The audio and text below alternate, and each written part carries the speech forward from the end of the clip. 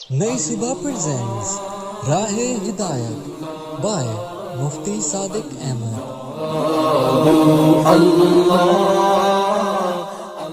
الحمد للہ وکفا والصلاة والسلام علی اشرف الانبیاء اما بعد۔ سامعین گرامی، ہم نے آخری قانون یہ پڑھا کہ اللہ تبارک و تعالی ایمان والوں کو ہدایت دے رہے ہیں، یا ایھا الذین آمنوا اجتنبوا کثیرا من الظن، اے ایمان والو تم کثرتی گمان سے بچتے رہو۔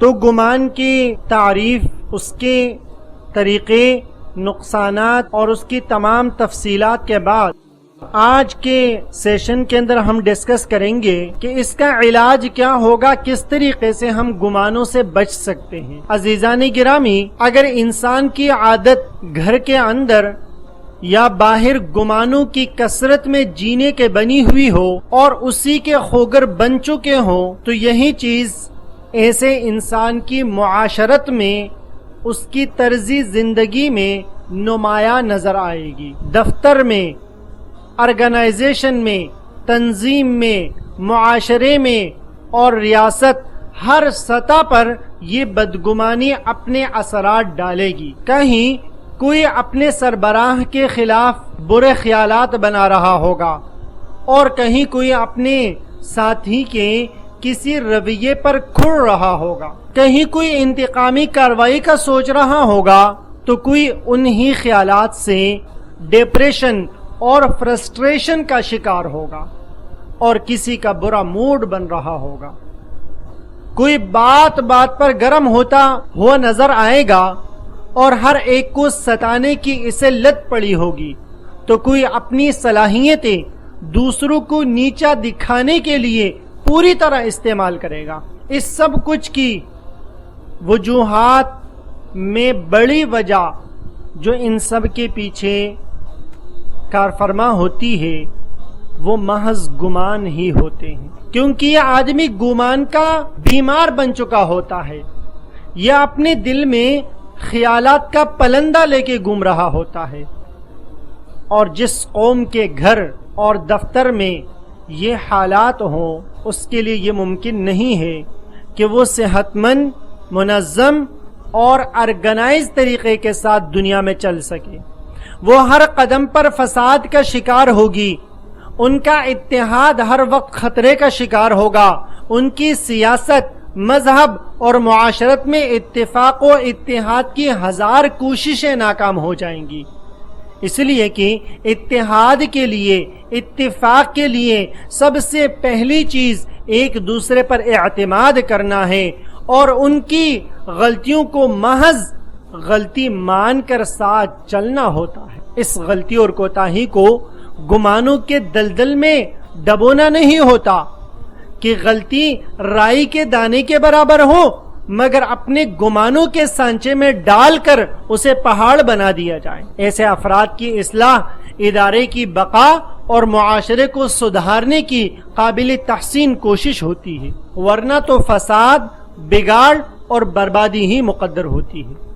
سامعین گرامی، حضرت صلی اللہ علیہ وآلہ وسلم نے بدگمانی سے بچنے کا پہلا طریقہ یوں تجویز فرمایا، چنانچہ فرماتے ہیں، 3 چیزیں میری امت کا پیچھا نہیں چھوڑ سکتی۔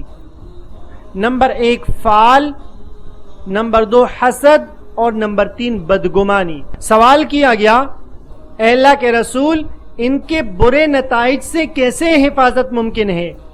آپ صلی اللہ علیہ وآلہ وسلم نے فرمایا، اگر حسد پیدا ہو جائے تو اللہ سے استغفار کرو، اگر بدگمانی پیدا ہو جائے تو عمل اس کے مطابق نہ کرو اور اس کو ذہن سے نکال دو۔ اگر فعال ہو، یعنی لوگ فعال پکڑتے ہیں اور اسی کے مطابق اپنی زندگی کے امور کو طے کرتے ہیں، تو آپ صلی اللہ علیہ وآلہ وسلم نے فرمایا، اگر فعال کسی نے پکڑ لی ہے اور کسی نے فعال کو اپنے لیے کسی کام کو طے کرنے کے لیے معلوم کیا ہے، تو بھی فعال بد کی وجہ سے عمل کرے بھی نہیں اور اس کو چھوڑے بھی نہیں۔ مصنف عبد الرزاق کی روایت ہے۔ عزیزان گرامی، یہاں پر یہ وضاحت بھی ضروری ہے کہ کسی کے بارے میں محض خیالات کا آ جانا قابل مواخذہ نہیں ہے. ہر خیال گناہ کا سبب نہیں بنتا، لیکن اگر اس پر عمل شروع ہو گیا اور گفتگو کی جانے لگی اور ذہن میں وہ چیز بیٹھنے لگی تو اس پر مواخذہ ہوگا، یہ گناہ میں شمار ہوگا، یہی جرم ہوگا. بخاری شریف کی ایک روایت میں ہے، آپ صلی اللہ علیہ وآلہ وسلم نے ارشاد فرمایا، اللہ تعالی نے میری امت کے وسوسوں کو معاف کر دیا. جب تک وہ وسوسوں کی حد تک رہیں اور ان کو دور کیا جاتا رہے تو ایسے خیالات اللہ تبارک و تعالی معاف فرما دیتے ہیں. اس لیے حضرت صلی اللہ علیہ وآلہ وسلم نے اس کا علاج یعنی گمان بد کا علاج بتاتے ہوئے فرمایا کہ اگر برے خیالات آنے لگے، برے گمان پیدا ہونے لگے تو ان کو باقی نہ رکھا جائے، انہیں فوراً ختم کر دیا جائے. دوسرا طریقہ یہ بتایا گیا ہے کہ اکثر مواقع پر کسی کے بارے میں سوء ظن یعنی بدگمانی قائم کر لینا 3 خصلتوں کی سبب سے ہوتا ہے جن سے اجتناب کرنا نہایت ضروری ہے. نمبر 1، عجلت پسندی اور بے صبری. جلد بازی انسان کو بہت ساری بھلائیوں سے محروم کر دیتی ہے. اسی کا نام عجلت پسندی ہے، جلد بازی کرنا، بے صبری دکھانا. آپ صلی اللہ علیہ وآلہ وسلم نے اسی لیے فرمایا، العجلۃ من الشیطان، کہ کسی بھی معاملے میں جلد بازی سے کام لینا، عجلت پسندی کا مظاہرہ کرنا، بے صبری دکھانا، یہ شیطان کے ورغلانے کی وجہ سے ہوتا ہے اور اس کے پیچھے شیطان کے وسوسے کار فرما ہوتے ہیں. علامہ ابن القیم رحمۃ اللہ علیہ نے بڑی کمال کی بات لکھی ہے. کہتے ہیں غصہ، تیش، جلد بازی انسان کو بردباری، وقار اور مستقل مزاجی سے روکتی ہے، آدمی کو ناانصافی میں مبتلا کرتی ہیں، شر اور فتنوں کا راستہ کھول دیتی ہے، جبکہ خیر اور بھلائی سے آدمی کو دور رکھتی ہے. یہ جلد بازی اور بے صبری کے نتیجے میں ہوتا ہے. دوسرا امر جس سے بچنا ضروری ہے، کسی کے عیوب تلاش کرنے کی جستجو کرنا، کسی کی کمزوریاں تلاش کرنا، اس کی ٹوہ میں لگے رہنا. لوگوں کے عیب تلاش کرنا برا فعل اور نامناسب رویہ ہے، اس سے انسان کو پرہیز کرنا چاہیے. حضرت امیر المؤمنین علی ابن ابی طالب رضی اللہ تعالی عنہ کی طرف ایک قول منسوب ہے، فرماتے ہیں عیب تلاش کرنا سب سے برے عیبوں میں سے ہے اور بدترین گناہوں میں سے ہے، اور اس قدر برا عمل ہے کہ سب سے زیادہ نفرت کا حقدار عیب تلاش کرنے والا شخص ہے. اور مزید فرمایا کہ جو شخص لوگوں کے عیب ڈھونڈے اللہ اس کا عیب ضرور فاش کر دیتا ہے. تیسرا امر جس سے بچنا ضروری ہے، یک طرفہ کسی کی برائی سننا اور طرفین سے تحقیق کیے بغیر اسی ایک جانب پر اعتماد کر لینا. یوں انسان کے دل میں لوگوں سے کدورت پیدا ہو جاتی ہے اور وہ ایک طرف کی بات سن کر اپنے لیے گمان پہ گمان بنانے لگ جاتا ہے اور انسان کا دل میلا ہو جاتا ہے.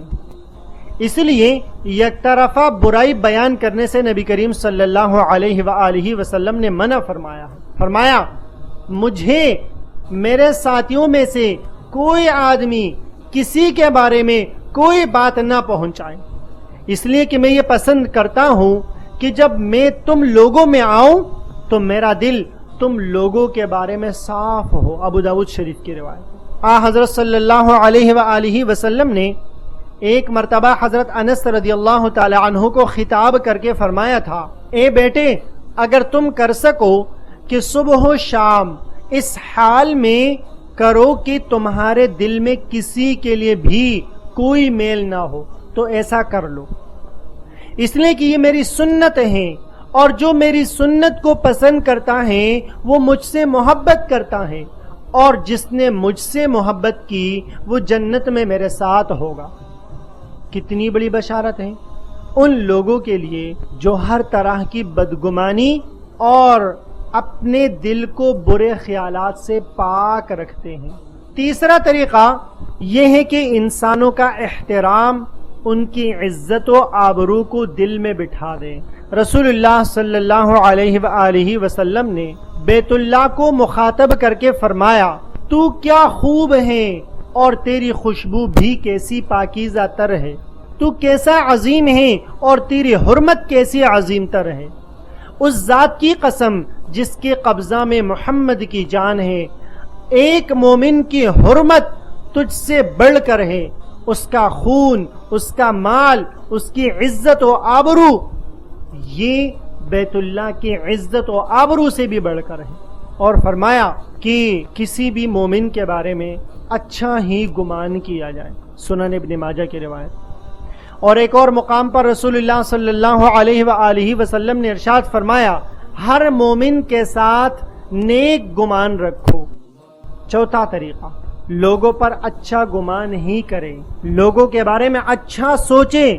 حضرات علماء ربانیین اسے حدیث کے بارے میں لکھتے ہیں کہ اگر کسی شخص میں 99 باتیں، 99 دلائل بدگمانی کے ہوں، لیکن ایک راستہ حسن ظن رکھنے کا، اچھا گمان رکھنے کا ہو، تو عافیت اسی میں ہے کہ حسن ظن کے اس ایک راستے کو اختیار کر لیا جائے، کیونکہ بدگمانی پر اللہ تعالی قیامت کے دن مقدمہ دائر فرمائیں گے اور بدگمانی کرنے والے سے پوچھیں گے کہ بدگمانی کے تمہارے پاس کیا دلائل تھے۔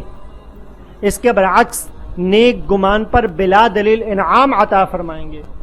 حضرت شاہ عبد الغنی پول پوری رحمت اللہ علیہ نے فرمایا کہ احمق ہے، بے وقوف ہے وہ شخص جو مفت میں ثواب لینے کے بجائے اپنی گردن پر مقدمات قائم کرنے کے انتظامات کرتا رہے اور اپنے لیے مصیبتیں تیار کر رہا ہے۔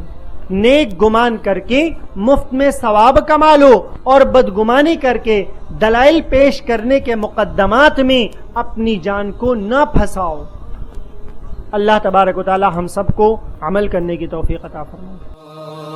اللہ اللہ